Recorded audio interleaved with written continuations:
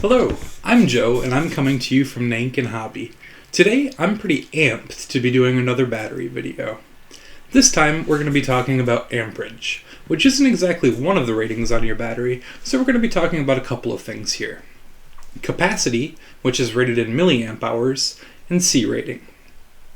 As with everything that's listed on a battery, it's all pretty meaningless unless you're looking at everything together, and that's especially true of the ratings we're talking about today. First, capacity. Often when I'm selling a battery, people will ask, how long will this last? Or they may even be fairly specific, like, how long will this last in my Rustler 4x4? And inevitably, I have to tell them that I don't have a great answer to that question.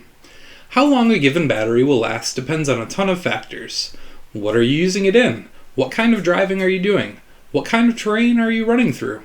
I can give a rough estimate sometimes, but it's a really tough question to answer. It is something that can be determined though.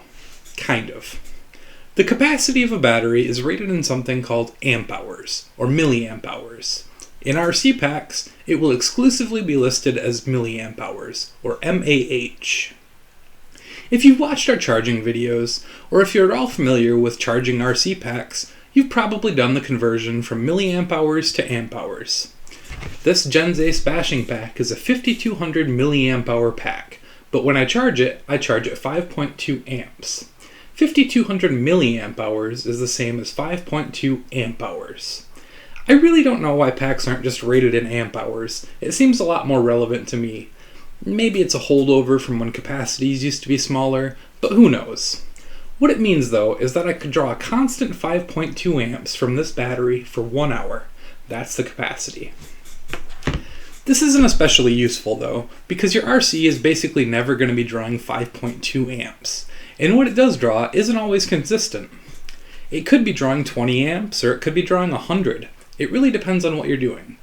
If you put an amp meter in your RC car and see what the average amp draw was on a run, that's how you could calculate the runtime for a given battery. Or you could just set a timer. On the whole though, the bigger that milliamp hour number is, the more runtime you'll get. Capacity is also important for another reason though. If you've watched the video on voltage, you might remember that voltage is power, but only if you have enough amperage behind it. The capacity of your pack is one half of an equation that will tell you how much amperage your battery can deliver. The other half is the most nebulous spec on a LiPo battery, C rating, or the discharge rating. C rating is usually described as how much power your battery can put out, or how quickly it can deliver its power, or as some analog to acceleration, and these are all reasonable ways to describe it. But I think all of these common explanations can be simple to the point of being misleading. Often people end up shopping with nothing but C rating in mind, and assuming that bigger is always better, which is true, but only kind of. I have my 5200 milliamp hour pack here. And we've already said that this will last for an hour if I'm drawing 5.2 amps. That means it'll last for a half an hour if I'm drawing 10.4 amps. C rating is the upper limit for how quickly I can drain this pack. It isn't really a rating at all, but an equation. It's algebra. This battery has really big math numbers. That's not a very good sales pitch, so we don't usually talk about it like this, but bear with me. This is a 35C pack. 35C means I can draw 35 times the capacity of the pack in amps. Again, 5200 milliamps equates to 5.2 amps, so I can draw 35 times that, or 182 amps from this pack at a given time.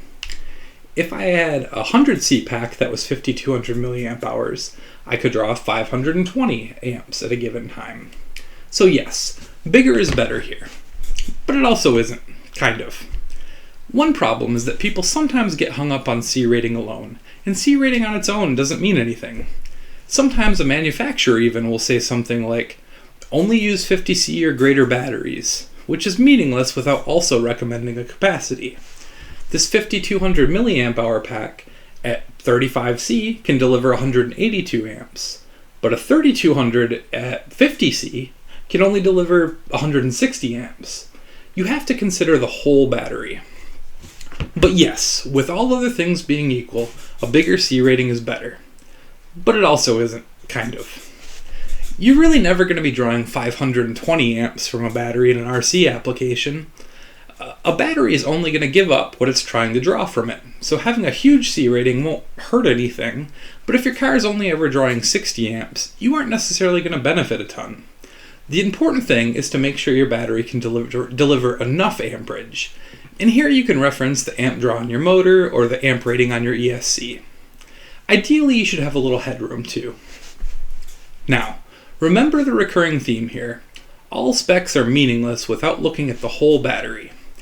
Everything that I've said here is also only part of the story.